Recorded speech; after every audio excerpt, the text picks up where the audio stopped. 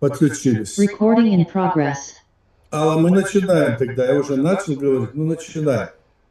Значит, сегодня день годовщины гибели Джохара Дудаева, первого президента Чеченской Республики Ичкерия. Он погиб от ударов российских самолетов. И это было селение Гихичу. Я как раз находился рядом в селении, в другом рядом селении, километра там 7-8, и видел эти взрывы, которые там произошли. Это были взрывы где-то диаметром 5-6-этажный дом. Так? И Алла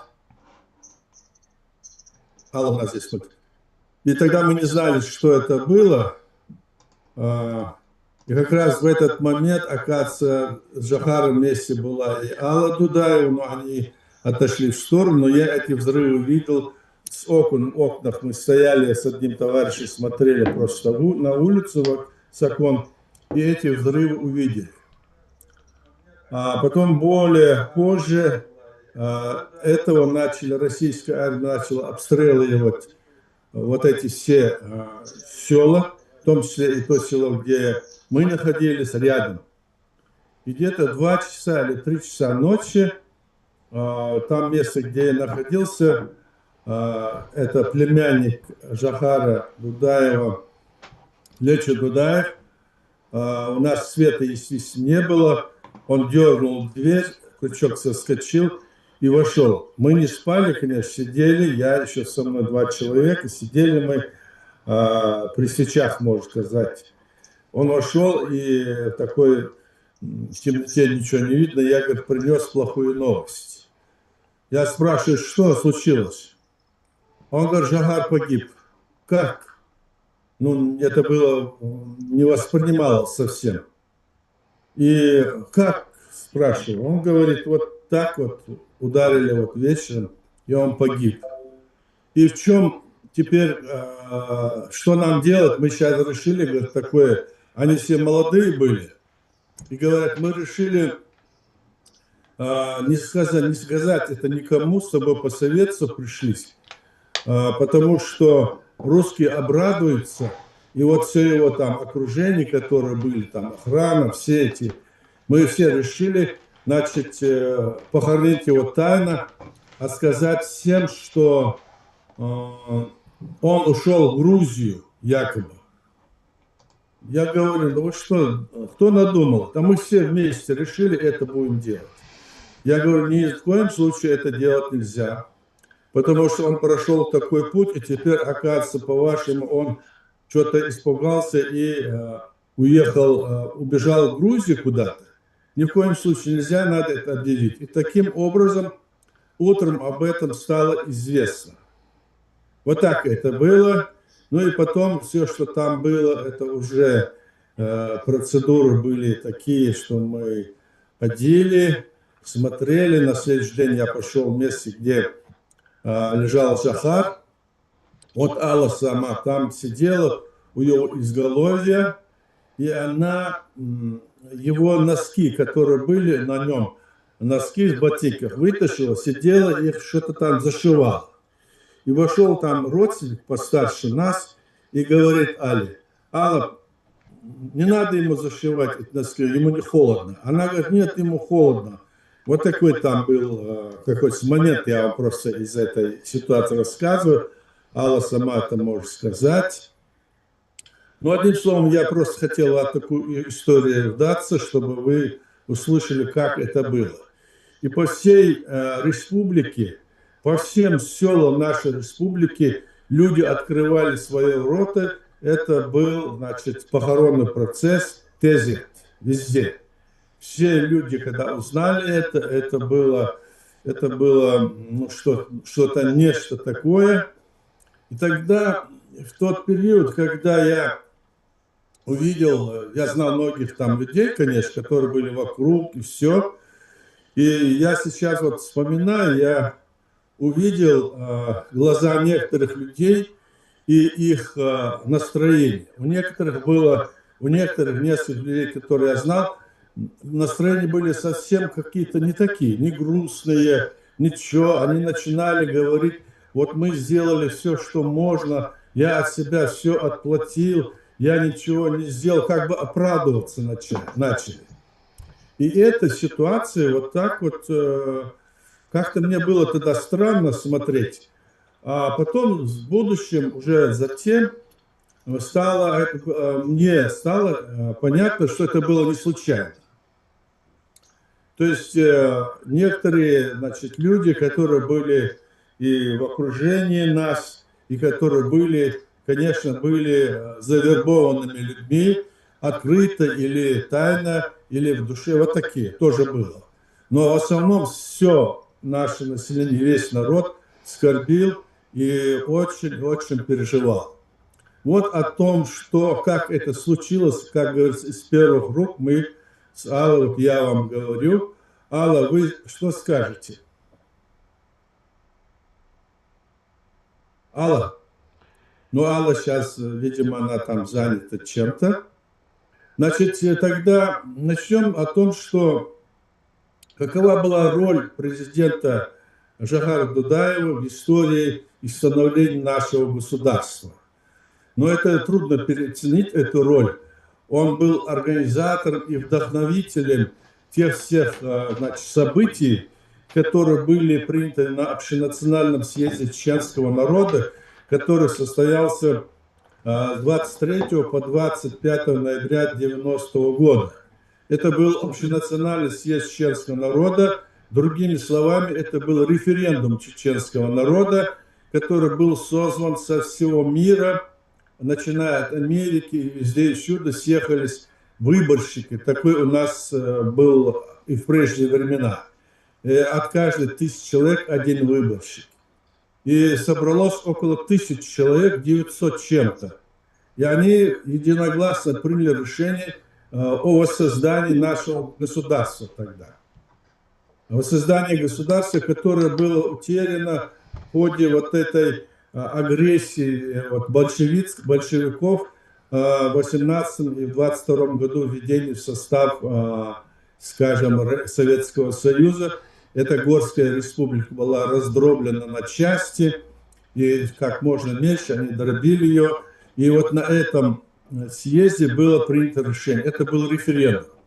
Через день после этого, 27 ноября 90 года, через день, состоялся, значит, заседание Верховного Совета Чечено-Ингушской Республики, на котором было принято решение о, значит, том, практически была принята та же декларация, в котором было сказано, что Чеченская республика Ичкерия, то есть тогда это была Чечено-Ингушская республика, является государством, равным со всеми другими государствами мира. Прямо эта 14 статья была.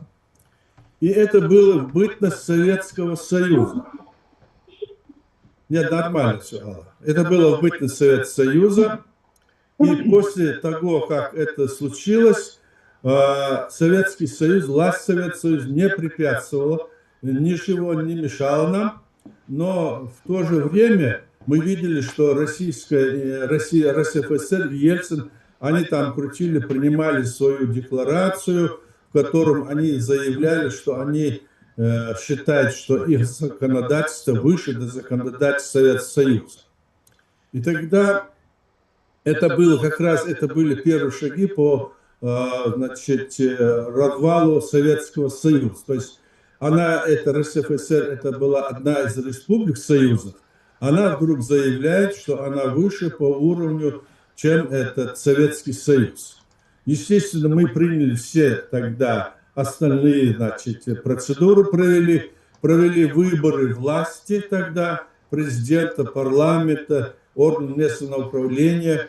То есть все атрибуты, там флаг, гимн и все остальное было сделано, и на нашей территории начала действовать наша власть. Власть это была избрана нашим народом при свободном волеизъявлении, и до 30 наблюдателей из 30 стран народов там присутствовали тогда. Это было достижение, ну, высшей степени в истории нашего народа. И мы понимали, что даже в этом моменте, что Москва, Кремль тогдашний не давал разрешения выйти из Советского Союза, ни, скажем, другим государствам, кроме трем республикам, эти, которые были Балтийские три, Литва, Латвия, Эстония. Грузия пыталась тогда, я помню, Украина и другие хотели выйти, но это было, как бы, значит, запрещено, потому что по международному праву там это разрешение, если дается, это, значит, считается, как бы, значит, собственно, неверно, незаконным, от сепаратизма, как бы считается. Вот что было в конечном итоге. Вот Жохар Дудаев как раз-таки вот в этой ситуации тяжелой, когда была его первая инаугурация, 8 декабря 1991 года, они к нам заслали свой батальон, или, как сказать, заслали на самолеты своих солдат, десант. И этот десант, который прибыл тогда, самолетов разных, наши люди просто вышли на эти аэропорты, на эти, значит, где движется все, что было у них, и препятствовали, просто окружили эти солдаты, разоружили их, все эти батальоны их, и засадили их всех в тюрьмы, даже Министерство иностранных, то есть внутренних дел, здания. Но до этого я хочу сказать еще одну вещь, что после этого, когда мы это все отдали, договорились, потому что мир хотели, и отдали их, оружие не отдали, а так их передали России. Благодаря той позиции, которая у нас была, что нам война не нужна, давайте мирно сосуществовать. Но, одним словом, они после этого снова, значит, вторглись на нашу территорию уже в 1992 году, когда они организовали снова преступную вот эту атаку, значит, осетино-ингушский конфликт. Они там быстро расправились с ингушами, которых выбросили оттуда со своих домов, поубивали. А потом их войска вторглись на нашу территорию на глубину до 40-50 километров, но мы уже, наши войска, наше сопротивление там стояло, и они были остановлены там. Дома это были переговоры достаточно долгие, и они потом убрались назад, ушли. То есть это была вторая агрессия. Третья агрессия случилась уже 26 ноября 1994 года, когда они вторглись с двух сторон, значит, с севера и с юга. Вторглись их войска, можно сказать, БТРы, танки, вторглись на нашу территорию, как будто это под видом оппозиции.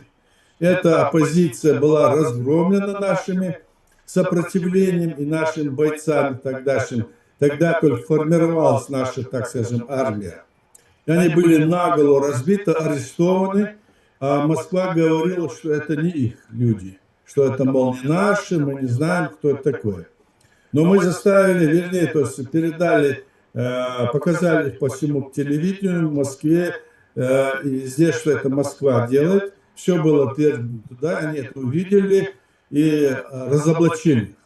Эти их капитаны, майоры, которые сидели в БТРах, танках, называли где и кто они такие, какие части, какие номера, все, кто командир, называли.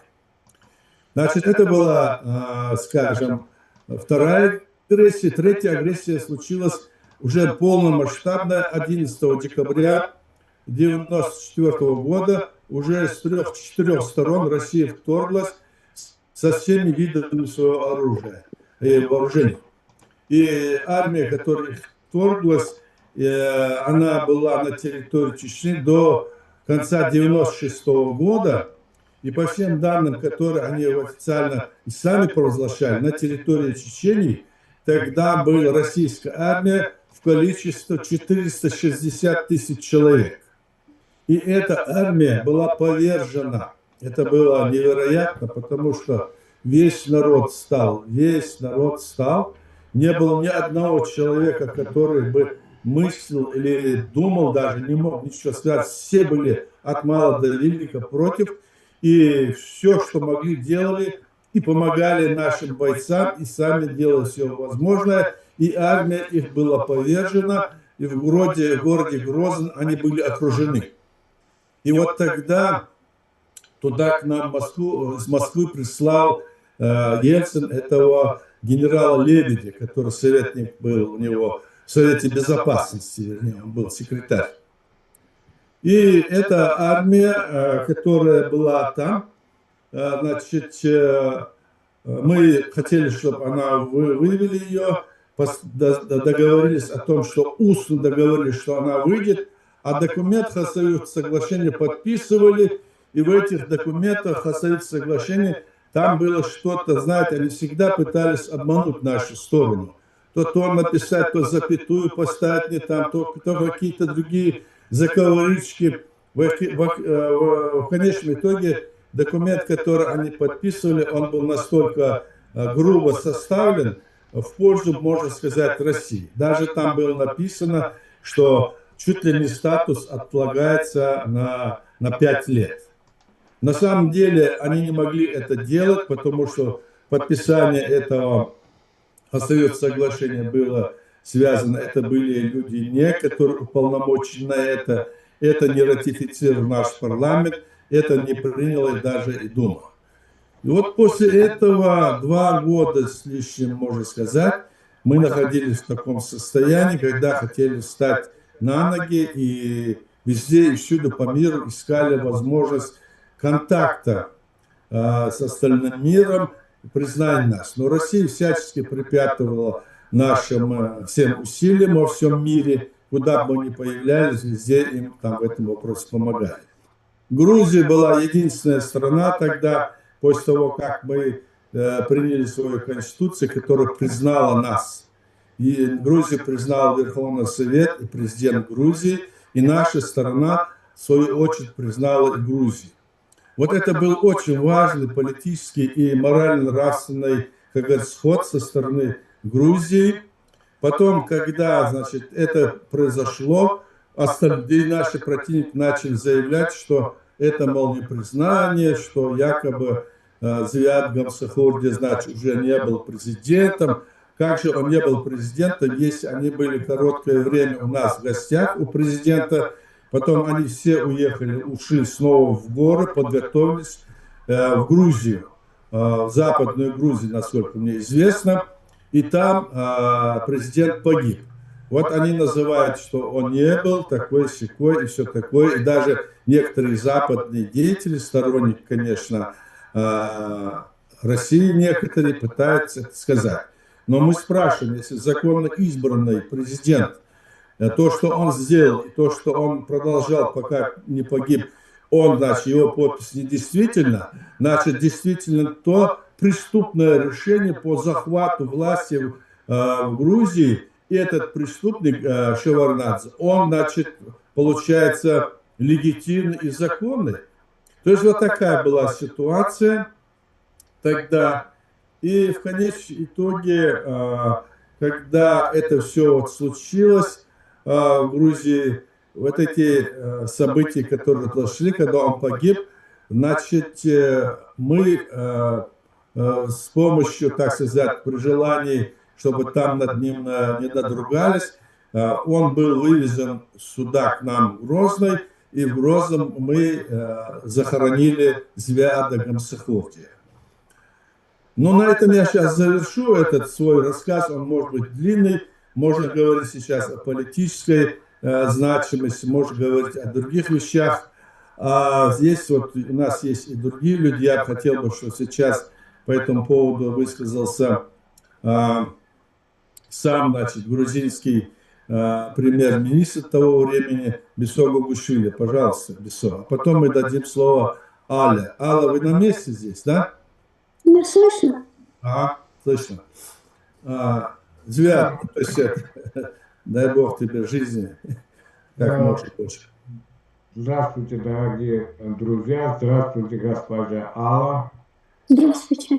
Я постараюсь коротко описать ситуацию, у которой Джохар Мусаевич строил государство.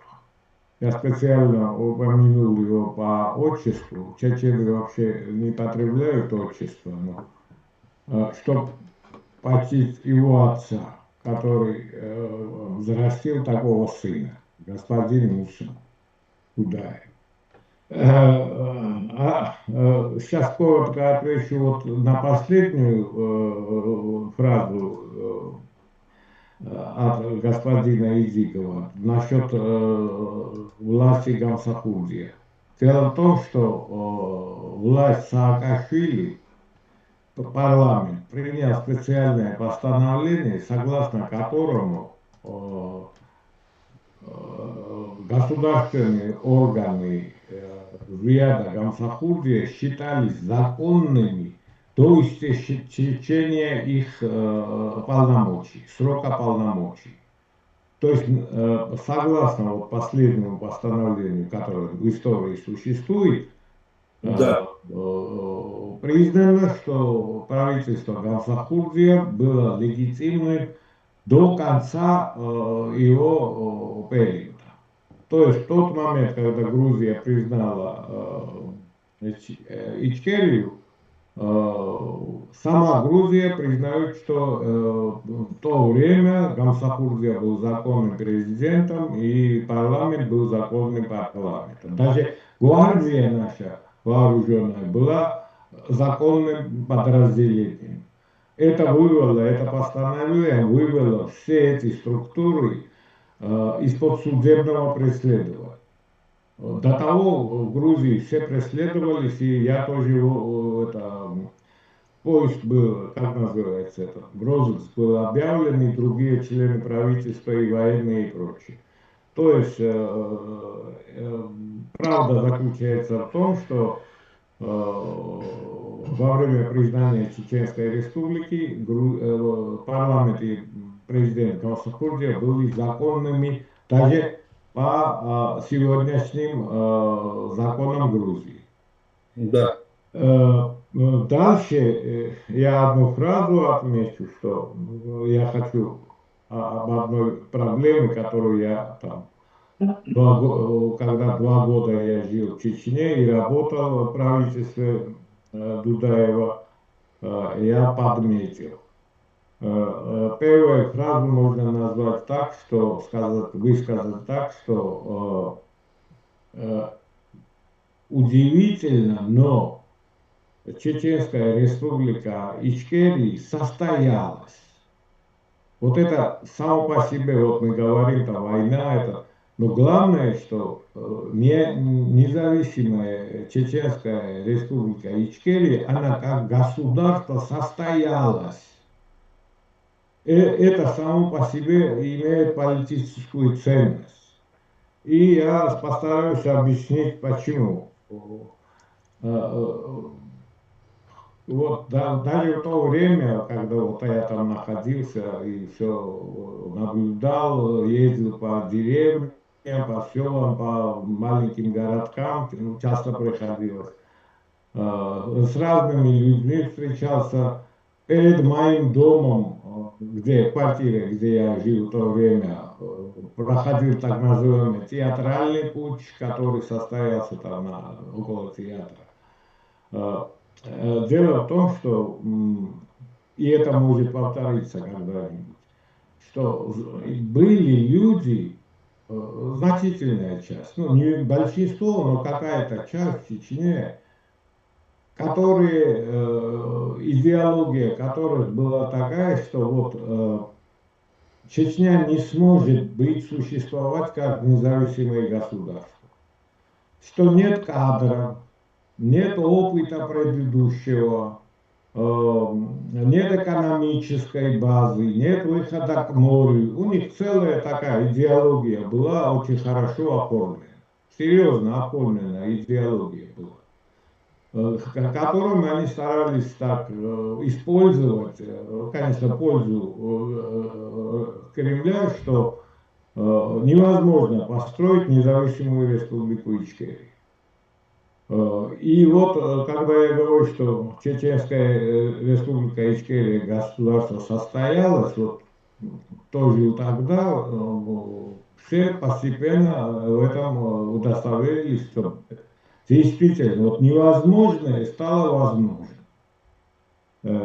Еще один фактор, который может когда-нибудь повториться, состоит в том, что молодежь сейчас не знает, новое поколение не знает, что Советский Союз был государством, основанным на идеологии.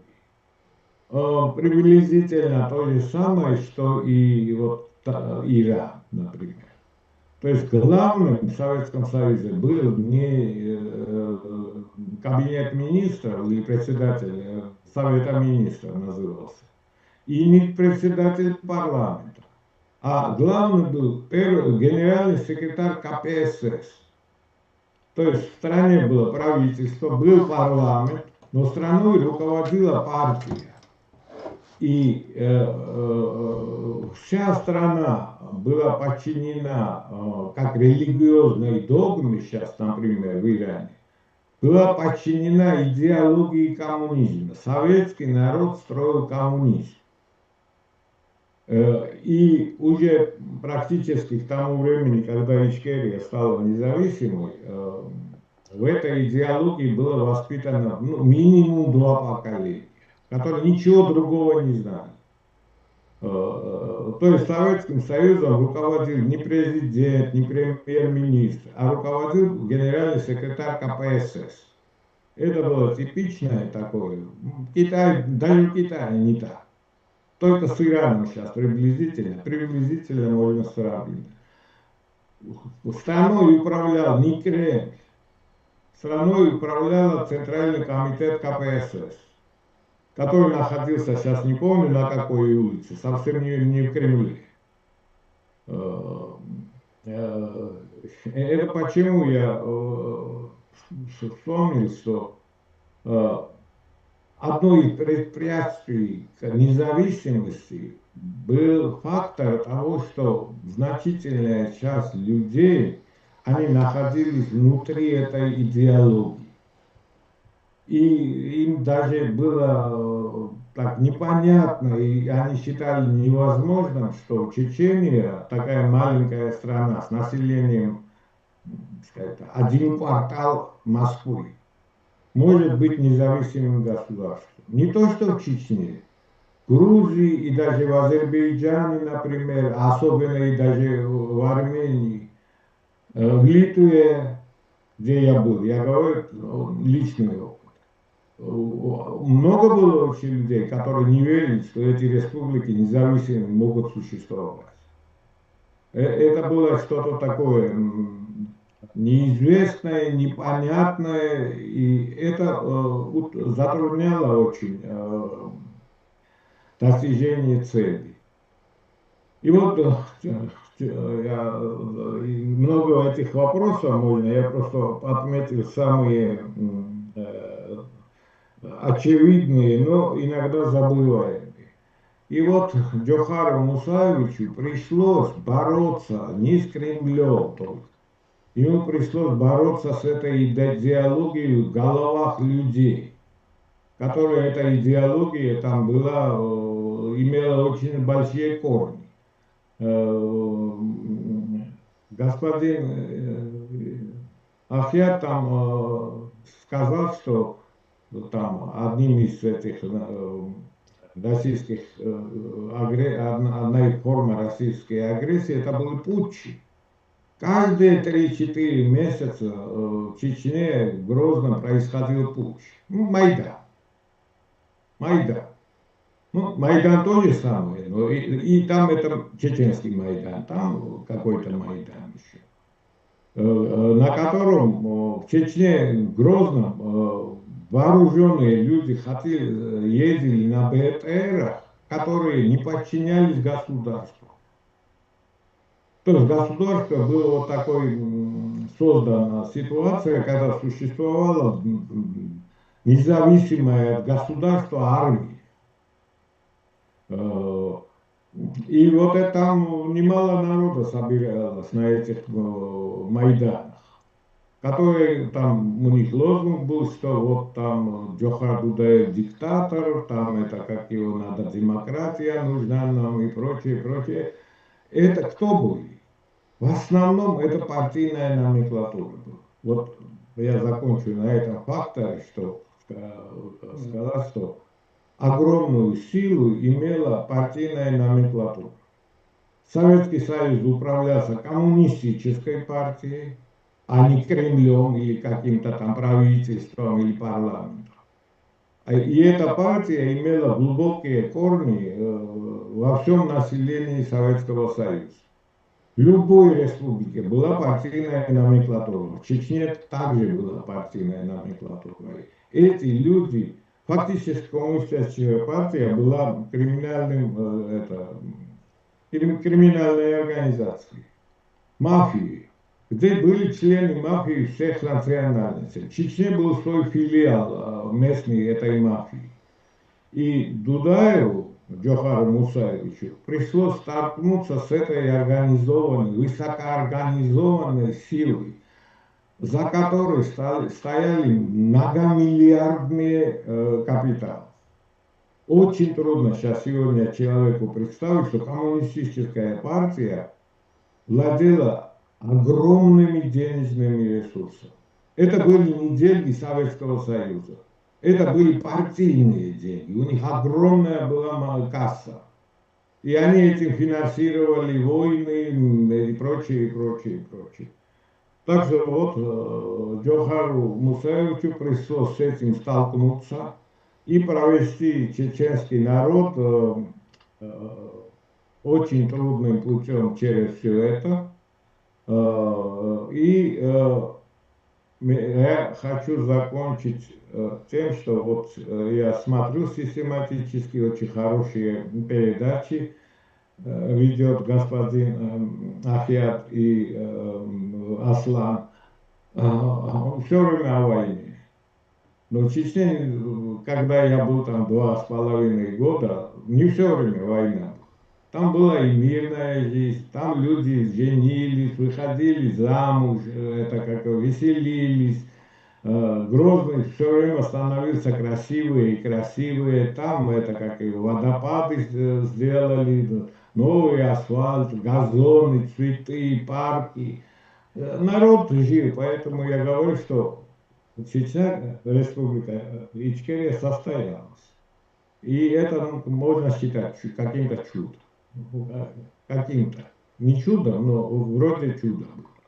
Что вот такой атмосфере, когда кругом такая ситуация была, Чечня состоялась. Государство состоялось. Вот это важно. Для будущих поколений важно знать, что государство состоялось, и оно могло существовать очень хорошо. Кругом разруха была во всем Советском Союзе, почти голод, а на рынке в Грозном все было. Конечно, была и трудность экономическая, но что сделать, такой период. Вот. И вот еще вот, которое сейчас важно, вот, что вот эта идеология, она бывает не только политическая, она вот на примере Ивана бывает и религиозная. И вот, что касается Чечни, сегодня, наверное, можно сказать, что вот с двух направлений идет. Вот эта идеологизация, как будто бы мусульманская, религиозная, как будто бы, которая иногда может использоваться определенными силами, как в России, так и, может быть, и другими тоже. Вот. И вот все это, оно Джохар Дудаев, Мусаевич, все это сумел побороть и победить. Так что вот я с удовольствием вспоминаю живого Джохара, веселого, озабоченного иногда судьбой своего народа, который построил государство. Это государство было. Никто сейчас не может сказать, что чеченского государства не было. И это невозможно. Спасибо за внимание. Спасибо. Спасибо. Бессарён, спасибо большое. Это очень правильное замечание и очень хорошие воспоминания, которые многие наши молодые люди не знают. И теперь довести до них это наша задача. И в то же время вот это замечание, что нужно и говорить о том, как там все развивалось, это тоже верно. Мы будем, собственно говоря, об этом говорить тоже. Спасибо, Бессарён. Алла, вы на месте? Здесь вы, Алла? Да, на месте. Ну давайте, да, Алла, вас слушаем. Меня видно или нет? Вас не видно, но слышно. Ну хорошо, пускай слышно будет. Давайте сделайте, чтобы вас видно было Да тоже. я не знаю, как это делать. Но там это включите, вот где это видео, внизу, где рядом с этим, Микрофоном. вот где звук, значок, да? И там рядом есть как и камера, значок. Вот туда. Так, видно? Пока нет. Ну, говорите, Алла, говорите, потом посмотрим. Хорошо, ладно. Угу. Сейчас у нас 2026 год. Захар погиб в 1996 году. 30 лет прошло со дня его гибели.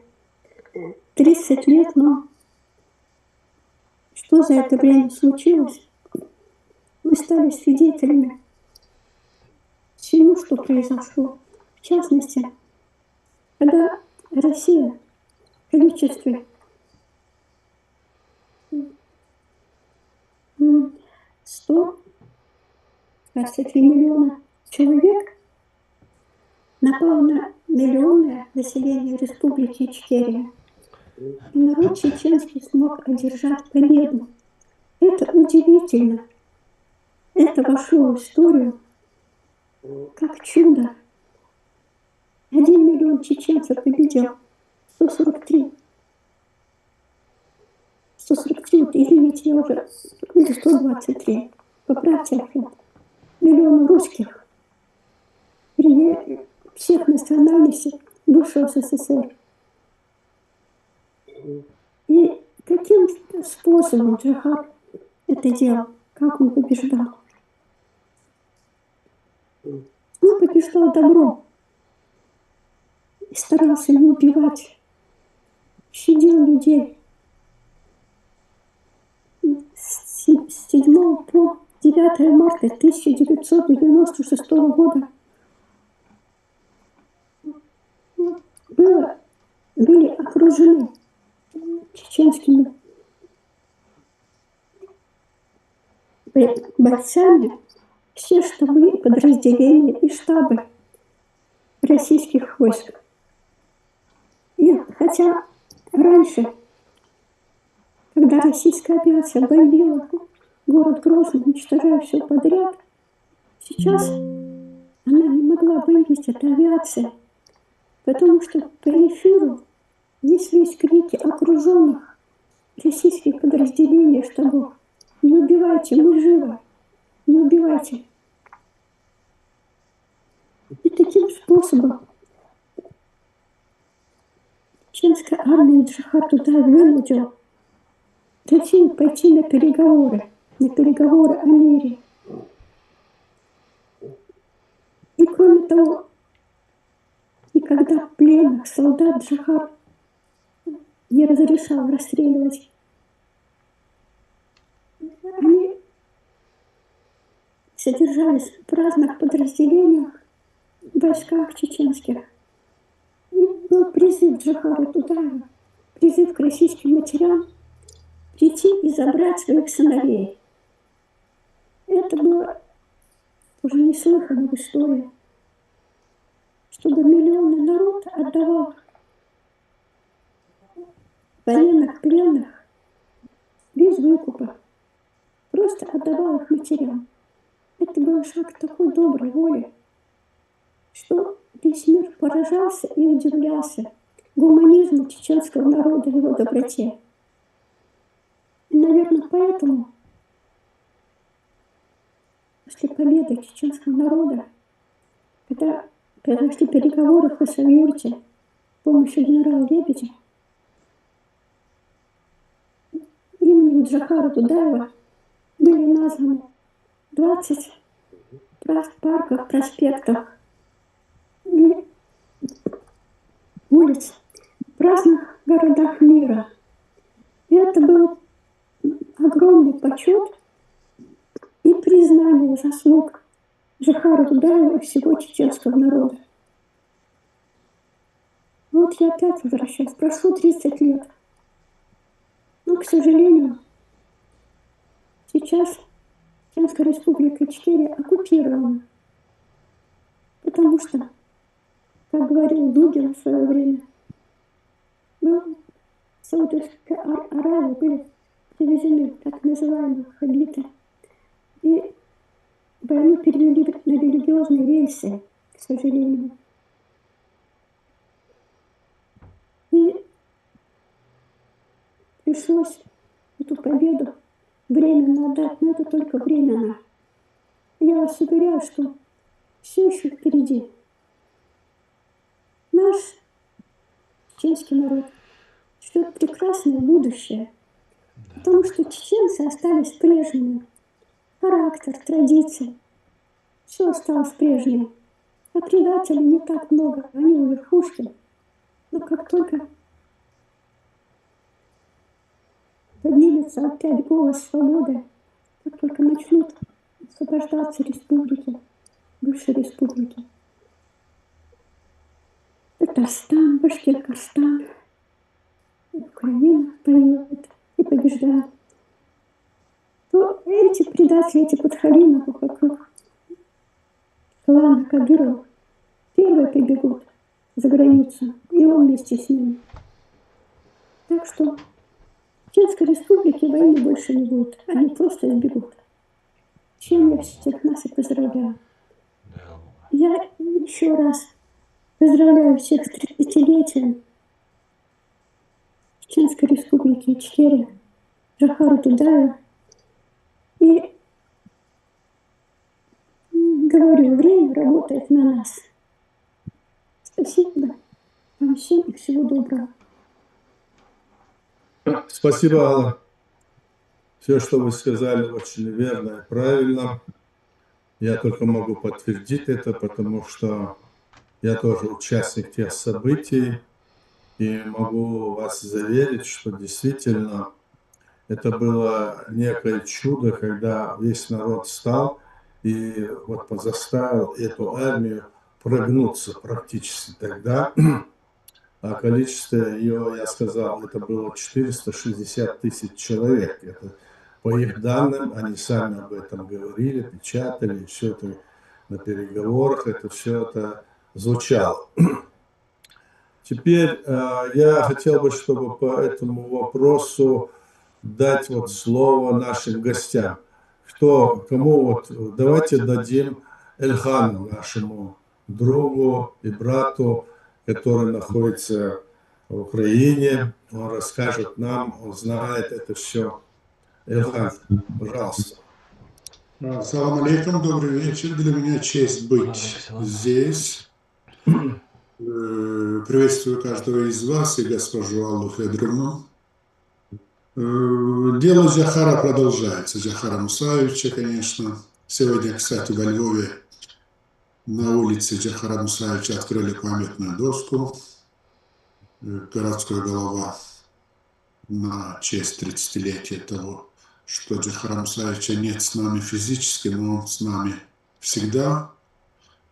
Ну, то, что сказал господин премьер. Знаете, в истории Кавказа мы же глаза открыли, слышали про шейха Мансура, Шамиля. Потом мы слышали о Звяде Константиновиче, который сидел по тюрьмах советских, Чебея, Черновола в Украине. Но был еще генерал Джохар Дудаевич Мусаев, который знал силу советской армии, но при этом не побоялся. Если наши лидеры и другие более, советские республики были так на льготных, как я бы сказал, условиях, но ясно, что Чечня была на отдельном счету, как бы сказать, или как это я по-русски уже забыл, давно не говорю по-русски. При этом то, что Джохар Мусаевич символ свободы для всех народов, не только Кавказа. Во всем мире его почитают, его считают рыцарем свободы. Человек, который хорошо знал советскую военную машину, очень хорошо знал, который не пускал, скажем, на ту же Тарту, обещал перекрыть воздушное пространство балтийских стран, если советские военно-воздушные силы захотят прийти на Прибалтийские и на Балтийские республики. Это все остается в истории. Балтийские народы это помнят, кавказские народы помнят. Но я вчера читал, мне грузинские друзья прислали. Просто хочу спросить господина Джугушвили, пана премьер-министра, и вас, Ахят, известно ли вам об одной встрече? Значит, в мемуарах Шеварднадзе есть такие строки. Он пишет, что я только Эльчубай стал президентом в 1992 году в июне. Я хотел с ним встретиться, мы созвонились. Я ему сказал, что хочу приехать в Баку с официальным визитом. Он мне сказал, что у него пока времени нет. Тот приедет тогда, когда я скажу. Типа, так договорились. В его мемуарах, что через полгода я приезжаю, это было зимой 92-93 годов, мы встретились с Эльчубаем в кабинете. Я не знаю, это насколько правда, неправда. Вот хочу, чтобы мы это услышали от людей более информированных. Лично я, близкий соратник Эльчубая, об этом ничего не знаю. И говорю, что Эльчубай настоял на том, что в кабинете госсекретаря этажом ниже Джохар Дудаев. Мы должны сделать Кавказскую армию, мы должны сделать Кавказский дом, и он настоял, мы с ним увиделись. Насколько это правда, я не знаю, но это есть в мемуарах Шеварднадзе. Я не знал об этом до вчерашнего дня. Вчера мне друзья грузины прислали. Но была, конечно, мечта и Зияда Константиновича, и Эльчубая, и Джохара Мусаевича, конечно, строить горизонтальные отношения, сделать общий кавказский дом, сделать общекавказскую семью, конечно, с дальнейшим, скажем, и с Арменией, и со всеми северокавказскими федеративными, или кто хотел бы быть свободными, самостоятельными республиками. Но стало то, что сталось. Я счастлив тем, что жил в это время, когда Джохар Мусаевич приезжал в Баку, открывали памятник в Сагаталском районе. Видел и помню, и был советником Вячеслава Максимовича Черновола, поэтому он всегда говорил, если я умру, на мои дни рождения, на день моей смерти обязательно что-нибудь веселое скажите, потому что мы то поколение, которое себя посвятили своим народам. Мы не торговались. То есть Джохар Мусаевич в этом смысле есть эталоном свободы, я бы так сказал, и мы горды тем, что жили, как говорится, в одно время. И его дело продолжается. В Украине, конечно, его слова все помнят, что только когда украинское солнце начнет сиять, Российской империи будет конец. Это слова его пророческие сейчас у нас на глазах происходят. Спасибо вам большое, что вы есть, что мы вместе, что мы продолжаем это святое дело. У нас есть на кого равняться, у нас есть в том числе Джохар Мусаевич, который символ нашей борьбы, или одним из символов, исторический уже символ. Он уже как бы легендарный человек, который на самом деле знал силы советской армии, силы советской военной машины, ее террор, но при этом не побоялся Спасибо большое. Много можно говорить, но это та тема, когда, не знаю, и сложно, потому что вы, люди, которые находились с ним рядом, вы, конечно, нам бы вас услышать побольше. Спасибо. Спасибо. Бессарион, вы скажете об этом что-нибудь? Да, я поясню, пожалуйста. Значит, первый это мемуары Шеварднадзе. Не то, что мемуары, включите телевизор, и вы столько разного услышите от Трампа, что удивитесь. Один день одно, другое. То есть мемуары это дело не благодарное, благородное. Если были бы дневники, документы, это одно дело. А я могу вспомнить, что я на Луну летал. То есть это там сказок больше будет, чем правда. Что касается Кавказского дома, я активно принимал участие в этом деле, ну, прямо непосредственно составлял документацию и прочее. Это большой вопрос, сложный. Сейчас просто наметку сдаю, такой это, намек, скажем так, намек, что это было. В Сухуми была создана Конфедерация горских народов Кавказа. Кремлем, что мы называем Кремлем. Это была вооруженная группировка, которая была предназначена для ведения войны в пользу России, скрытую под кавказские народы. Она воевала в Абхазии, то есть войну в Абхазии против Грузии вела не Абхазия, а Конфедерация горских народов Кавказа. Более того, путч, последний путч, вот это театральный путч, непосредственно руководился в Грозном Конфедерацией горских народов. То есть, и только после того, как Джохар буквально танками разогнал эту конфедерацию, Ахяк принимал личное участие в том, что разгоняли эту конфедерацию и его представители в парламенте Чечни. То есть в парламенте Чечни в самом были представители конфедерации горских народов.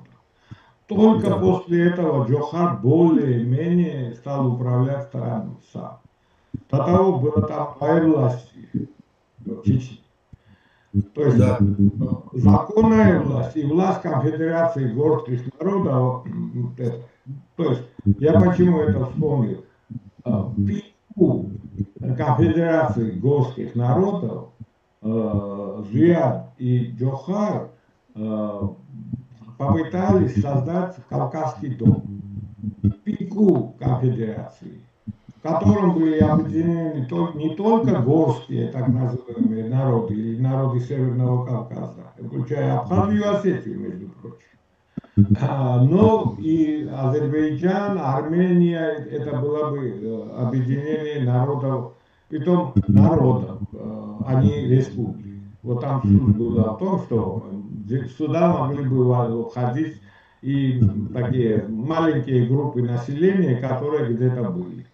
Но, к сожалению, вот где-то 1,5 года поработали, там собирались, приезжали абхазы, армяне встречались с азербайджанцами там на месте, ну, чтобы уладить эти конфликты все. Но война вот потом помешала этому осуществиться. Но суть в том, что Кавказский дом создавался в пику Конфедерации. Значит, я что скажу по этому поводу. Там было такое. Действительно, на самом деле, эта встреча в Баку состоялась. Там был Шеварднадзе, Эльчебей и, по-моему, с армянской стороны кто-то. И Джохар Дудаев вот при создании этой Кавказского дома предложил там, чтобы сейчас в первую очередь это дело возглавил Эльчебей. И Шеварднадзе это не понравилось. Естественно, Джохар Дудаев это сделал с той целью, потому что знал, кто такой Шеварднадзе. И это было очень, он был недоволен этим. Об этом мне рассказывали и мои знакомые азербайджанцы, которые там были в то время. Я встречался здесь в Европе с ними. Так что такая встреча вот на таком уровне состоялась. На вопрос, ответил это Ильхам или нет. Это я знаю. Вот такое Спасибо дело. большое. Спасибо большое. По примеру и вам. Да, ясно. Да. Потому что в этом мемуаре он дальше ничего не пишет. Он просто написал, что... Да, это была встреча в Баку, где они все встретились там. И там, значит, обсуждали вопрос о Кавказском доме и других вопросах, которые сейчас сказал Бессарьон. И я в курсе дела, что это там было. Но вот такой, как говорится, отмах, чтобы он хотел, Шеварднадзе хотел это возглавить, якобы это движение. Но ему, так как не было доверия, это в первую очередь он предложил Эльчебе тогда. Вот в этом была, там, как говорится, суть вот этой встречи. Вот таким образом она была там. Так что вот это есть, я это знаю. Так, ну что тогда дадим нашим друзьям сейчас татарам, Кашаповым слово. Пусть они скажут по очереди как. Меня слышно? Да, слышно, Рапс. Да, слышно. Ахмед, огромное вам спасибо за приглашение. Ильхам Бей, тоже вот сегодня эту общую тему подняли. И вот, короче, мы, дай Бог, короче, и дальше так встречаться. Вот, уважаемый Алла, короче, рассказывала о прошлом. Действительно, очень это такая, действительно, это очень тяжелая ситуация. Но, несмотря трудности, мы продолжаем борьбу. Действительно, сегодня собрались такой этот исторический день, действительно исторический день. Почему? Я просто от имени татар могу сказать. В прошлом, когда Ментимир Шаймиев сдавал позицию, татарские оппозиционеры всегда, короче, из трибун, из средств массовой информации, из телеканалов, из радиовещания всегда открытым текстом говорили: бери пример у Джохара Дудаева. Короче, нашим властным структурам это действительно так. Для нас был очень трогательный момент. В то время был председателем ТОЦ Заки Зайнуллин, бывший полковник советской армии. Он служил в ракетных войсках. Он на то время был председателем ТОС. Он тоже встречался с Джохар Дудаевым. И он лично ему выручил приглашение на День памяти татарского народа. Мы, очень много тысяч татар на то время собрались, ждали Джохар Дудаев в Казани. Но ему уже раньше рассказывали, тогда Борис Ельцин дал такой звонок: если полетишь из Чеченской республики Ичкерии в Татарстан, мы тебе не гарантируем, типа как безопасный полет.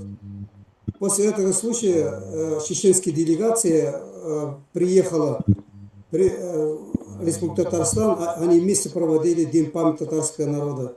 Это говорит о том, что все патриоты татар, не только которые в Татарстане живут, а во всем татарском мире уважительно относятся к Джохару Дудаеву, и до сих пор она остается в памяти нашего татарского народа. Огромное вам спасибо за приглашение. Дай Бог, чтобы мы вместе с чеченцы, ингуши, дагестанцы и все колонизированные народы, чтобы объединившись, чтобы эту русскую империю. Действительно, для чеченского народа это очень был тяжелый момент. По разным данным 250 тысяч, по другим данным 300 тысяч. людей потеряли, из них около 45 тысяч это дети. Это очень большая трагедия. Несмотря на это, чеченцы до сих пор ведут борьбу. И дай Бог, чтобы мы вместе освободились. Биг Журахмат, огромное спасибо. По-татарски азатлык, свобода. Свобода, свобода, спасибо. Это был премьер-министр правительства Татарстана в экзиле, Рафис Кашапов, вы, наверное, знаете его. Давайте дадим слово еще нашему одному гостю. Вот я не знаю, Жюли СМИ или как плохо вижу. Виталий Скобин. Кто это? Представьтесь, пожалуйста. Виталий Скобин. Кумык? Нет, Виталий Скобин. Пожалуйста, да, это я понял, кто вы. Да, пожалуйста, вам слово, Виталий. Сегодня знаменательный день. Мы все вспоминаем очень светлого человека, Джохара Дудаева, который внес свой выдающийся вклад, который войдет в историю, в борьбу за освобождение чеченского народа и в борьбу с той вот российской и советской, и теперь путинской империей, которая тюрьма не только для чеченцев и ингушей, не только для народов Кавказа, а практически для всех народов, которые в нее заключены, включая, конечно, русский народ, который тоже вместо того, чтобы развивать свое национальное государство, загнан сейчас вот в эту рашистскую имперскую тюрьму Путина. Я бы хотел сказать, что Джохар Дудаев как явление, он, конечно, стоит в одном ряду вот, чеченского сопротивления, чеченской борьбы за свободу и независимость, которая шла и в XIX веке, более 42 лет с 1817 по 1849 годы, которая продолжалась затем целым рядом восстаний и в 1877 году, и в 1917, 20, 27 годах, значит, которая прошла через чудовищный совершенно советский геноцид и репрессии, когда в 1944 году было выслано в очень жуткие условия и транспортировки жизни, значит, более полумиллиона чеченцев и ингушей. И по разным данным от 20 до 30% людей, старики, дети, женщины беременные, значит, они погибли в этих чудовищных условиях. И дороги, когда набивали вот эти теплушки без еды, без ничего. И потом, когда выгружались в степи и минус 40 градусов. Вот. Это совершенно страшные вещи, которые, в общем, мало кто делал в истории. Вот.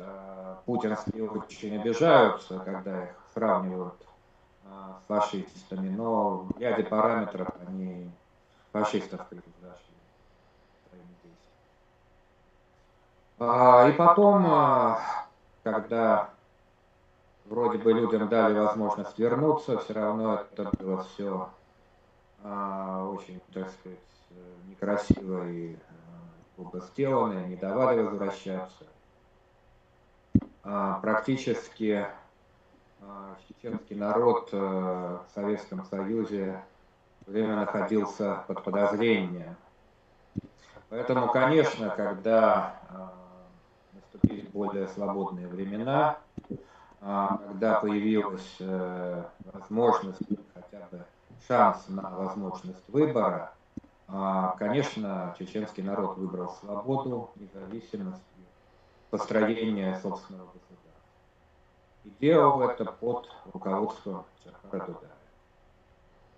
Под его же руководством люди вступили в бой за независимость, одерживали победы, отбрасывали российскую армию, боролись с агрессорами. И в этой борьбе Джохар Мусаевич Дудаев отдал свою жизнь за свой народ, за его свободу. Есть разные данные, успел он что-то сказать перед смертью или нет.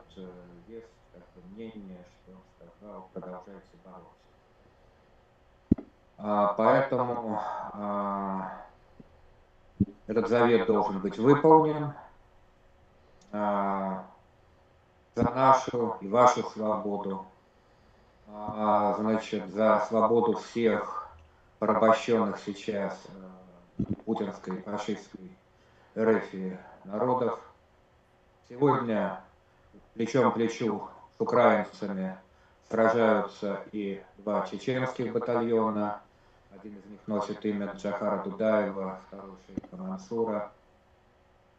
Мне даже повезло, я сталкивался с одним из людей, из мужчин, которые в марте 22 года приехали в Львов. Мы вместе ехали через Яврово, познакомились, рассказывал о своем участии в боях в Грозном и приехал доделать то дело своей жизни, бороться за свободу Чечни теперь вместе с Украиной. Вот. Существует подразделение НАМАТ из малых народов России. Вот. Вспоминали сегодня и татары, и башкиры, и буктов. Вот. Они тоже плечом к плечу с украинцами борются за то, чтобы их народы были славны. Мне бы хотелось отдать должное памяти этого светлого человека Джохара Дудаева. И я очень надеюсь, что его мечта, за которую он боролся в свою жизнь, за которую он отдал жизнь, что она будет реализована, и Чечня будет свободна. Вы закончили, да? Иса, можно? Спасибо. Пожалуйста, пожалуйста. То есть, когда вот это маловажный факт посещения Джохаром Эльчибея, это встреча Шиварнадзе. Малозначительный факт. Я при этом присутствовал при подготовке этого вопроса. И там 2 направления, которые можно отметить так. Это первое было, что цель Джохара, которую он согласовал с Гамсахурдией, было, что Джохар тогда думал, что можно помирить Джияда и Шеварднадзе. Он не мог представить, что 2 грузин не могут между собой договориться. Что цель Джохара посещения тогда и встречи с Шеварднадзе, то есть он не поехал туда не чтобы с Эльчибеем встретиться, а чтобы встретиться с Шеварднадзе и уговорить его как-нибудь помириться с Гамсахурдией. Что сделал? Он был идеалист, думал, что такое возможно. А цель Шеварднадзе более интересна. Шеварднадзе приехал к Эльчибею и уговаривал его пригласить Алиева, отца Алиева, не того, который сейчас, а его. Да. То есть он приехал как агент Алиева уговаривать Эльчибея оставить власть и отдать власть Алиеву. Что Эльчибей в конце концов и сделал. Он без борьбы. То есть Шеварднадзе ему объяснил: если будешь там скрепко сидеть, у тебя с собой будет то же самое, что и с Гамсахурдией. Против тебя будет путч, там будет кровопролитие, тебя прогонят. Лучше тебе удалиться и пригласить Алиева. И теперь так и поступил. Он фактически отказался от власти, и Эльчибей с тех пор построил там халифат, или как не знаю, что такое там, от отца сыну, от сына потом передать внучке или там кому-то, и там построили это царство Алиева. Вот, Да. ну, это, конечно, очень малозаметный факт из истории Кавказа, так что ничего особенного. на которые не обращают особого внимания, да? Да. Они играют немалую роль, в общем, во всем этом движении. Спасибо, Виссарион, это хорошее уточнение, конечно. Я об этом не знал, что вот они такая там, уже более тонкая игра там шла, оказывается. Так, тогда я сейчас дам слово нашему историку Иса Ахмадов. Пожалуйста, Иса, скажи мне слово. Иса. Памятным вечером вас, памятным днем.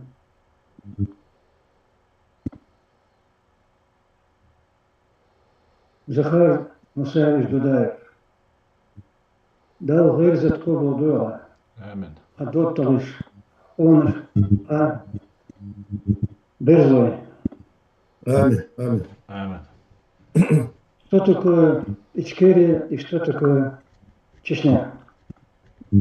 Ичкерия – это все, что связано с Захаром Дудаевым, его соратниками, его сторонниками и тех, кто его уважает и знает, как идти дальше, и что нельзя надеяться на то, что сами поймут. Нужен пример. Все остальное – это Чечня. После Октябрьской контрреволюции большевиков они создали государство, в котором были Чечня, Ингушетия, другие государства, превращенные в республики. И это было в порядке вещей. Так жили и думали, это все закончилось. Я хочу маленьких современников рассказать. Пример. В Грозном, когда расстреливали, КВДщики, тройки расстреливали чеченцев, русских, ну, короче, кто-нибудь попадался, они работали как? Там был Грозный был такой окраина холмистая. И там сидят трое этих мужчин, и у них ногами там водка, огурцы, помидоры, там нормально все. Пьют, короче, подъезжает машина, выгружает людей. Ну их, короче, отвозят в сторону, расстреливают, и потом опять анекдоты рассказывают, живут, короче, как обычная жизнь, ничего особенного. И когда очередную партию привезли, расстреляли, они сидят, и вдруг стон, там, где яма была, там стон идет. Чеченец это, КВДшник. Он, слышит, раз подошел, смотрит, парень чеченец маленький, ну, молодой есть, стонет, больно ему. Он говорит, ты что позоришь чеченца?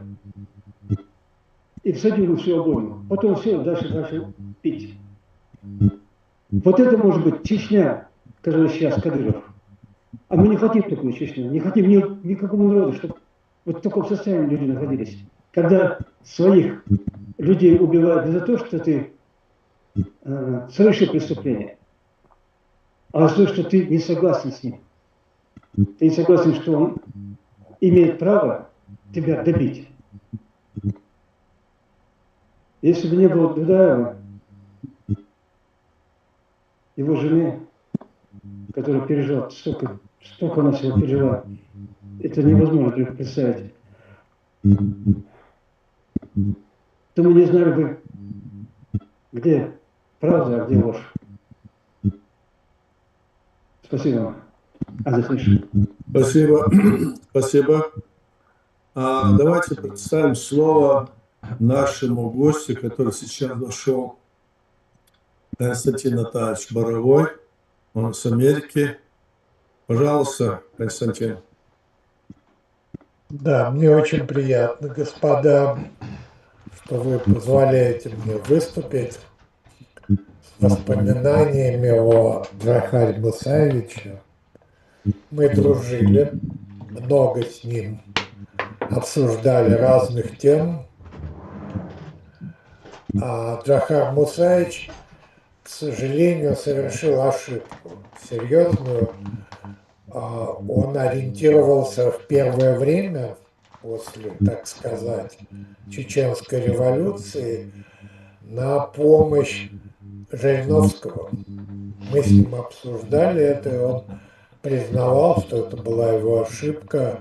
Жириновский тогда был просто делегатом от ФСБ и делал все возможное для того, чтобы не допустить свободы Чеченской Республики, Ичкерия. Вот. А в тот момент, когда я подключился уже во время войны, конечно, было все значительно сложнее. Окружение Ельцина делало все возможное для того, чтобы сломать, победить чеченский народ. К счастью, это было невозможно. И Хасавюрское соглашение стало достойным финалом, вот этой борьбы за независимость Ичкерии. К этому приложили усилия серьезные сами чеченцы и мы, так сказать, демократы российские, которые помогали в этом процессе. И Александр Лебедь и многие другие. Вот и я вспоминаю Джохара Мусаевича с огромным уважением, с любовью. Его мудрость, его желание продвинуть чеченский народ к независимости. Я считаю, с его стороны это был подвиг, за который ему пришлось заплатить собственную жизнь, к сожалению. Вот.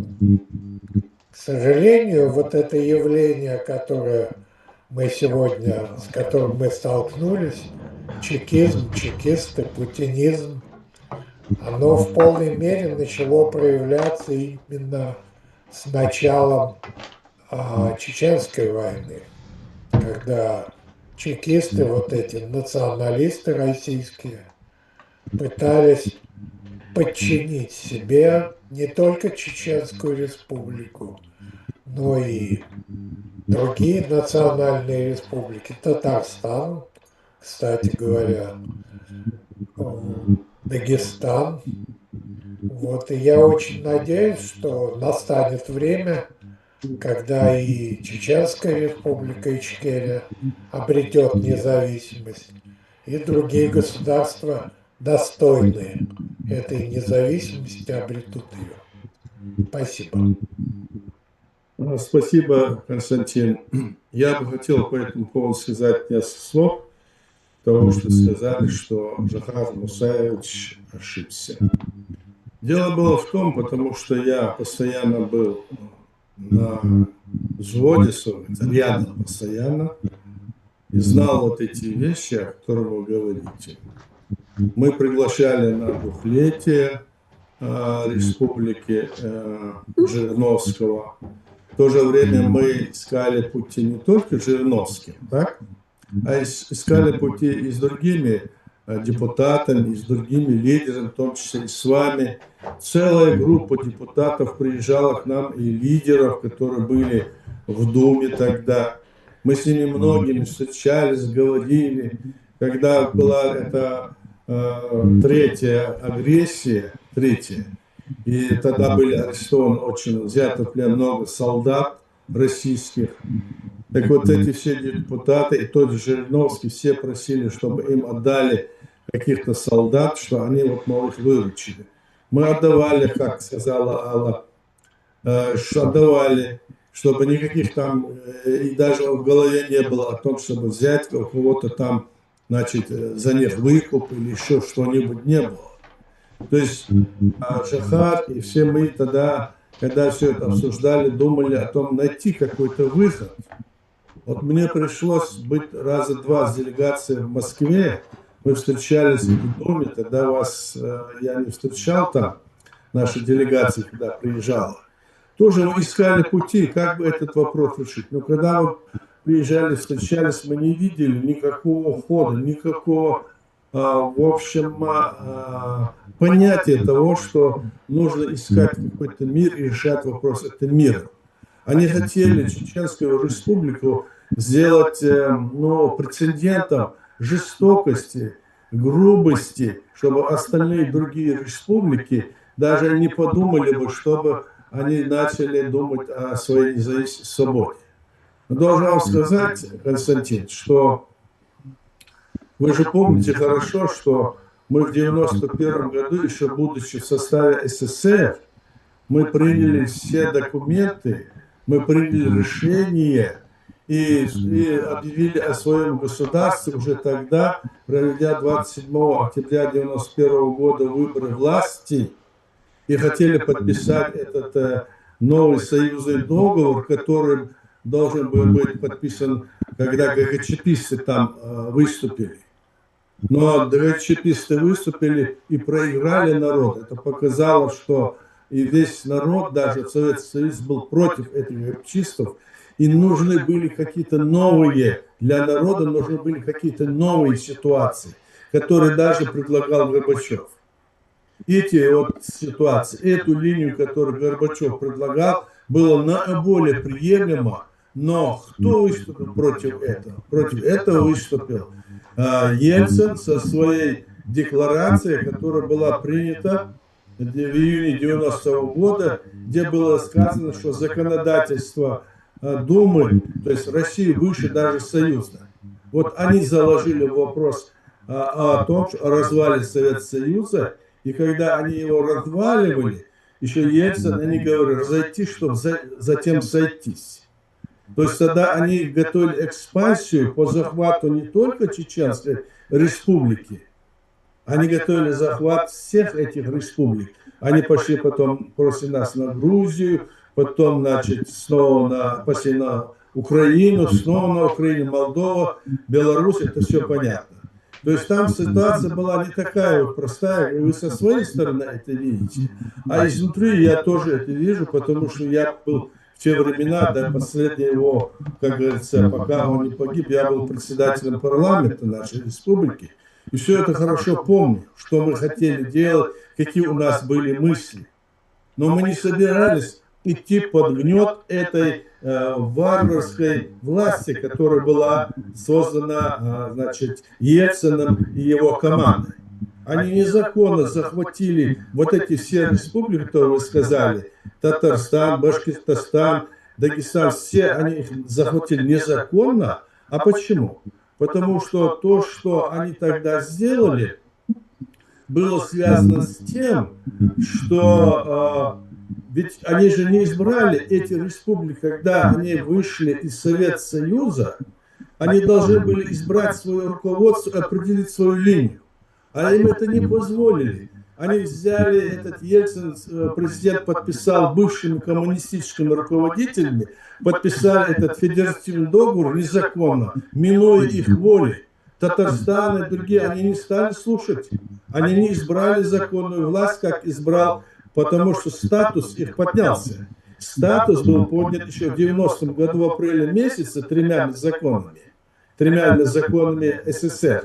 И эти три закона СССР подняли статус всех автономных республик на союзных. Посмотрите за 26 апреля закон. Поднимите, посмотрите. И даже в этом случае они препятствовали. Чеченской республике это удалось сделать. И поэтому мы были как бы примером того, что мы вышли не из Российской Федерации, России, как они утверждают. Мы вышли из Советского Союза, потому что мы тогда решили этот вопрос. А выйдя из Советского Союза, мы приняли свою конституцию 12 марта 1992 года, уже в международном правовом поле. А 13 марта нашу республику признала Грузия. А до этого она не признавала, говорила, вы полностью свой, как говорится, атрибутик у вас, мол, до конца как бы нет. Мы это сделали, и Грузия нас признала 13 марта 1992 года, мы в ответ признали Грузию. Так вот, это как раз-таки нам ставили вину, сейчас вот господин премьер-министр Грузии, Бессараб Гургушвили нам рассказал об этом точнее. Мы тогда вот приняли, мол, Гамсахурди был незаконен, все такое. Нет, он был законен. Если бы он был незаконен, почти 90% населения не избрал его президентом, а тот преступный элемент, который был заслан из Москвы, Шеварднадзе, он как будто бы был законен. Это неверно. И более того, он ушел туда, в Грузию, и потерпел там, как говорится, в этом отношении, в бою, он, собственно говоря, он погиб. Погиб, и после того, когда после Шеварднадзе к власти пришел Саакашвили, их парламент принял решение о том, что все решения, которые были за весь период его каденции приняты, законны и обоснованы. То есть фактически Грузия подтвердила признать наше государство. То есть я что хочу сказать, Константин, что этот вопрос можно это по-разному толковать. Поэтому я бы не хотел, чтобы однозначно, как вы говорили, Джохар ошибался. Джохар мог бы, как живой человек, ошибаться, скажем, в мелочах, но в главном он не ошибался. Он был в поиске, он искал, и мы все искали пути решения этой проблемы, потому что мы по международному праву, в рамках международного права построили свое государство, которое не построила Российская Федерация России. Она преступно создала это государство, расстреляла свой Верховный Совет, а потом, значит, приняла Конституцию незаконно, тоже путем опроса населения, а затем еще туда вписала Чеченская Республика, часть России. И поэтому мы переименовали нашу республику Чеченская Республика Ичкерия 16 января 1994 года. То есть все было направлено на то, чтобы воссоздать эту империю, во власти этой империи снова сидел, скажем, Ельцин и его команда имперская. Вы же это хорошо понимаете, Константин. Так что здесь в этих вопросах, которые мы обсуждаем, нужно нам вот это все учитывать. Спасибо. Иса, можно мне? Пожалуйста. Пояснение. Поскольку я там присутствовал, так скажем, там на месте, 2 раза с господином Жириновским застолье такое было теплое, знаете, пили там. Да. Но суть при одной встрече Зведа и Джохара обсуждался товарищ Жириновский. И я коротко передам суть вот разговора. Значит, когда человек сидит в тюрьме и хочет сообщение дать кому-то, у него другого пути нет, чтобы передать это сообщение с помощью охраны в тюрьме. Там больше никого же нет. То есть через сообщение можно передать только через стражников.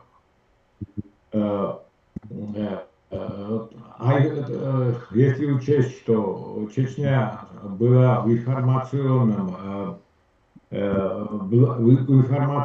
блокаде, товарищ Жириновский использовался как именно вот этот тюремный надзор, который передает по сообщению какие-то. То есть о близком разговоре Звед и Джохар между собой называли его клоун. То есть клоун использовался для того, чтобы какие-то сообщения передать вне, где нет связи. Он был как будто посыльным. Он потом приезжал в Москву, выступал по телевидению, его показывали, он что-то рассказывал, и этим в определенной мере вот эта информационная блокада разрушалась. Ну, сегодня тоже мы видим, какие-то Витков и прочие ездят туда-сюда, ничего не делают, но сообщения относят, приносят, там опять относят, опять приносят. То есть не было никакого того, чтобы Джохар не понимал товарища Жириновского.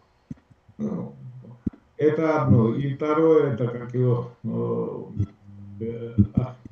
товарищ Ахьяд рассказывал сейчас. После того, как некоторое время наше правительство было вынуждено укрываться в Чечне, мы вернулись в Грузию. Мы вернулись в Грузию, отвоевали всю Западную Грузию. И потом в сговоре с Вашингтоном послали против нас весь Черноморский флот во главе с адмиралом Балтиным. Весь Черноморский флот. То есть вот вся мощь, которая тогда была у России на Черном море, включая дивизию, не помню, дивизии внутренних дел, это чекистские войска, что были. Плюс этих прислали. И в дополнение к тому, что в Грузии тогда около 150 тысяч российских войск стояло, российские базы были тогда в Грузии.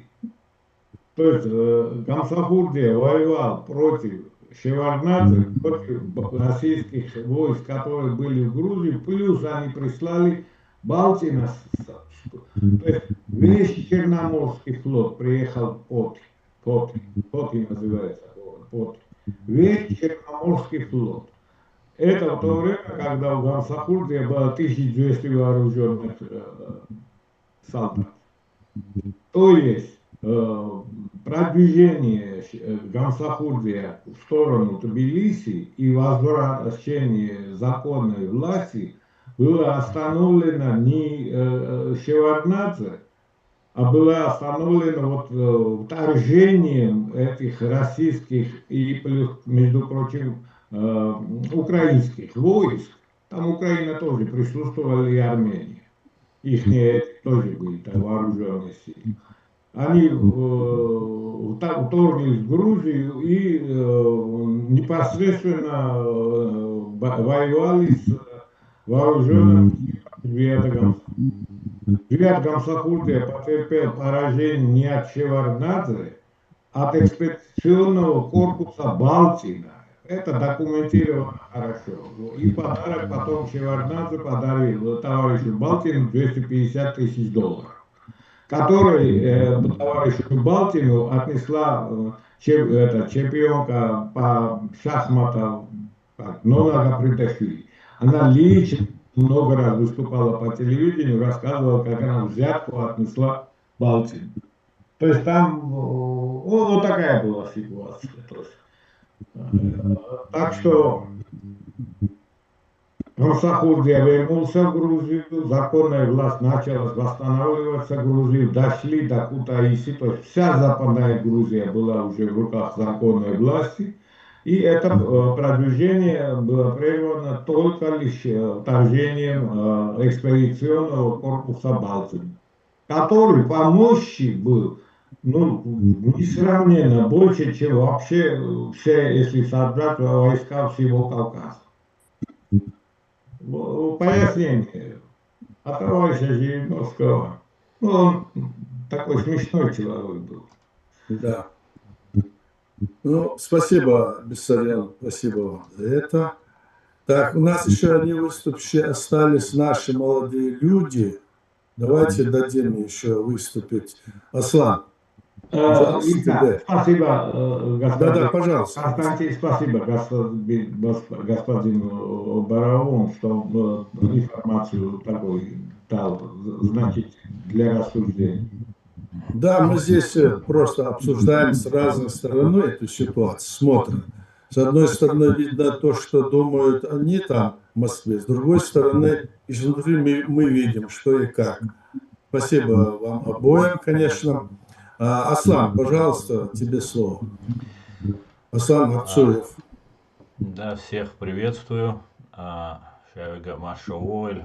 Выражаю искренние соболезнования с 30-й годовщиной гибели Джохара Дудаева, подлым вероломным убийством Российской империи президента Чеченской Республики Ичкерия, которого поддерживал практически весь 100% чеченский народ и боролся за свою свободу вместе со своим лидером Джохаром Дудаевым.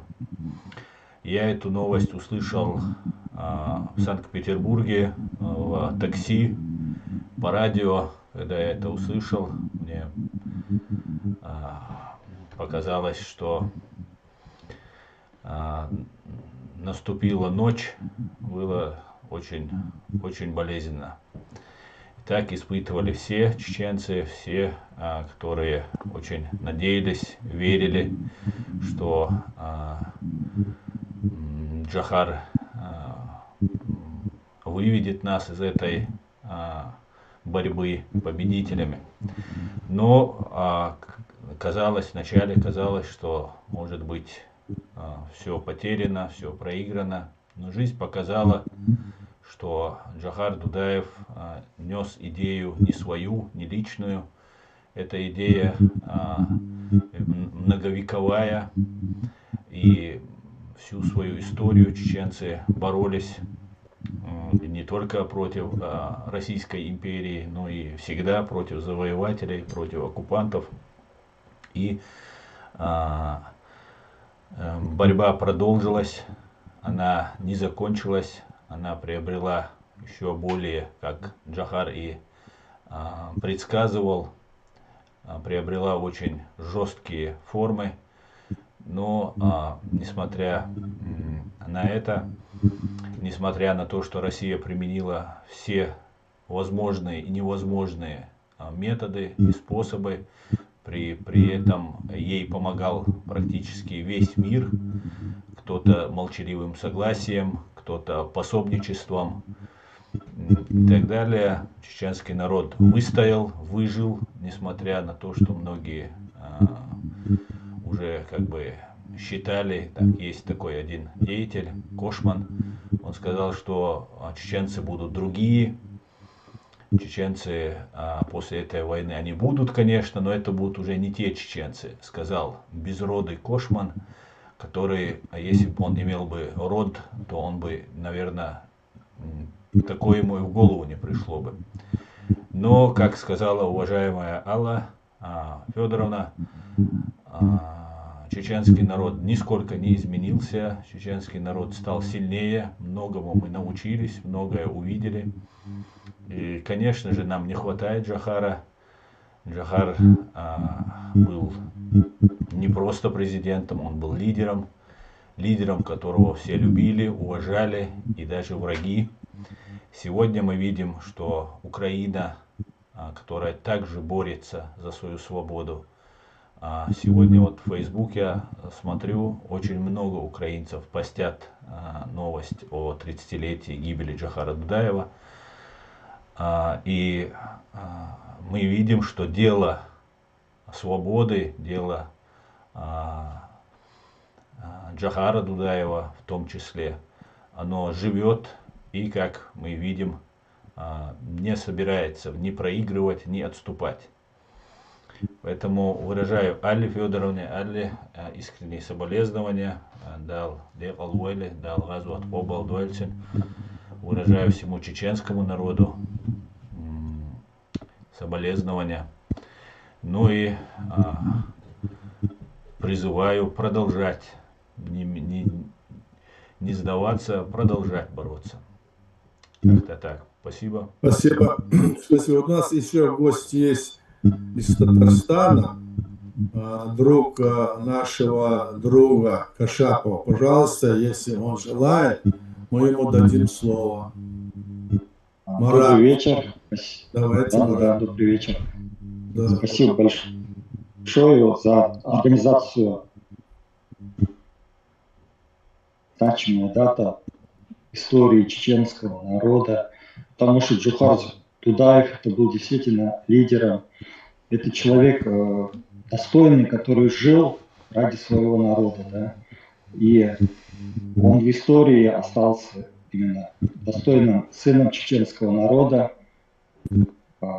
добрый, искренний, да, отзывчивый, даже смотришь интервью, да, вот его старое интервью, да, и сразу видишь, что человек был очень такой открытый, искренний, добрый, правдивый, честный, да, когда он всегда говорил только правду. Вот во всех своих интервью, вот я пересмотрел сколько интервью, я именно этот фактор заметил, что вот в нем вот эта правдивость, да, то, что человек действительно честно говорил то, что он думает, не боялся говорить об этом. Поэтому, конечно, очень жаль, сегодня такая трагическая дата, и это потеря действительно чеченского народа, потому что такие люди рождаются очень редко. И он пример для нас, да, для нас быть человеком достойным, чтобы гордились тобой, да. И поэтому вот я уверен в том, что гордый, свободолюбивый чеченский народ обязательно обретет свободу, обязательно восстановит независимость, да, своего государства Ичкерия, потому что Россия, она действительно империя, да, она не жизнеспособна, она все равно развалится, поэтому рано или поздно этот момент настанет, и все порабощенные народы обретут свободу, в том числе и Татарстан, и Башкортостан, и другие республики, да, национальные. И даже, возможно, и другие области, регионы, края, которые не захотят быть уже с Москвой, да, в одном государстве. Поэтому очень интересно было послушать вас. Спасибо большое. Очень приятно, да, быть в такой вот компании уважаемых людей, да, присутствовать. И очень интересно узнать очень многие такие исторические факты, да. Поэтому огромное спасибо вам большое за это. Большое спасибо за приглашение. Спасибо. Да, спасибо большое. Спасибо. Я хотел сказать еще несколько слов по поводу того, что мы здесь высказывали. Ведь сегодня исполнилось 30 лет, как погиб наш лидер. Он действительно был лидером нашего народа. Он был пример для всех. И притом он был такой человек, как орел. Он мог зажигать людей, он мог их рассказать, и притом очень просто и ясно излагать свои мысли. И за ним шли люди, его любили все. Вот что было. Но враги его не любили. И притом я должен сказать, что он, притом он не был, знаете, каким-то националистом или еще другого рода. У него жена была русская даже. Понимаете, вот в чем дело. Это говорило о том, кто он такой. Он не был против, скажем, русского народа в целом. Хотя в целом многие русские просто забиты до нельзя. Вот они не понимают, что происходит и что с ними происходило многие, скажем, года, века. Это ясно, многие. Но есть и люди, которые среди русского народа, которые стоят на тех принципах, которые могли бы дать свободу личности, свободу, независимость личности. Мы за это боремся. Мы боремся за то, чтобы мы могли быть людьми, скажем, не второго, третьего, пятого сорта, а людьми равными. Вот за это мы боролись. Чеченцы борются, и сегодня мы боремся за то, чтобы освободить территорию нашего государства, которое было создано в рамках современного международного права, полностью. Никто не подточит, как говорил Джахар, и носом не подточит. Настолько точно сделано все. И теперь, когда она оккупирована, мы добиваемся и будем добиваться ее освобождения, чтобы возродить там нашу конституцию и нашу власть. Все те, которые отходят от этой линии, это противники нашего народа. Понимают они это или не понимают? И они в то же время сторонники империи Путина, который вот это вот преступление совершает кругом. И против своего народа, и против всех, кто находится вокруг него, и даже далее. Алла, вы скажете что-нибудь в заключение? Если вы скажете, пожалуйста. Алла, слышит меня? Меня слышно? Скажете? Да, меня слышно? Да, слышно. Я хочу сказать, что Джохар был не один. После него сражались и погибли от рук российской агентуры Салимхан Эльдарбиев, Аслан Масхадов и еще 2 президента, всего 5 президентов погибло. Но будущее, светлое будущее не за горами. Джохар, умирая, сказал, когда он умирал на руках Мусика и Дига, он сказал: доведите дело до конца. И я уверена, что чеченский народ доведет это дело до конца. И моя надежда на молодежь, на того мальчика, который выступал последним, и на его друзей, на тех, кто с ними рядом, и на тех, кто нас слушает, на всех чеченцев. Старые подают пример, а молодые борются. Дай Аллах, чтобы мы все победили. Всего вам самого доброго. И спасибо за выступление всем, кто выступал, обращаясь ко мне и к чеченскому народу. Огромное спасибо Ахьядличику и Арцую, Аслану и всем.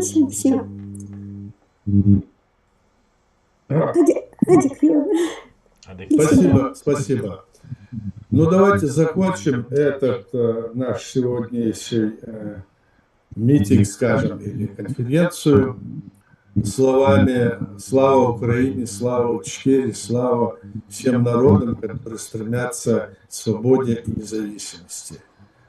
Украина победит, это залог успеха, что и остальные, скажем, народы получат свободу. Сама Россия, я думаю, может преобразиться, переформатируется на тех основах, которые лежат в свободе личности и всеобщей декларации прав человека. И тогда все будет совсем по-иному. Иначе для России уготована погибель полная. Мне так кажется. Ну, на этом я прощаюсь. Всех еще раз благодарю. Всех, кто здесь выступал, говорил. Если кого-то обидел, тоже, пожалуйста, извините, если кого-то обидел. Но я говорил тоже искренне. Спасибо. До свидания. Спасибо. Спасибо. Спасибо большое. Спасибо. До свидания. До свидания. Спасибо. До свидания.